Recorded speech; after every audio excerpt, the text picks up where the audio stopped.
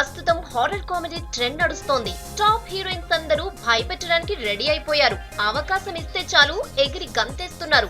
ఈ లిస్ట్ లో తమన్నా కూడా చేరిపోయింది. దీనికి డైరెక్టర్ ఎవరో కాదండి, ప్రభుదేవా. కథ చెప్పగానే ఏ మాత్రం ఆలోచించకుండా గ్రీన్ సిగ్నల్ ఇచ్చేసిందంట ఈ మిల్కీ బ్యూటీ. ఈ మూవీని డైరెక్ట్ చేయటమే కాదు, హీరోగా ప్రొడ్యూసర్ గా కూడా ఇండియన్ మైకేల్ జాక్సన్ ఏనట. ఎంత నమ్మకం ఉంటే ఇన్ని బాధ్యతలు తీసుకుంటాడు ప్రభుదేవా. అందుకే మరో ఆలోచనే లేకుండా భయపెట్టడానికి రెడీ అయిపోయా అంటోంది మిల్కీ బ్యూటీ. కామెడీ చేయటమే కాదు, భయపెట్టడం అంటే ఎలా ఉంటుందో చూపిస్తానంటుంది ఈ మిల్కీ బ్యూటీ.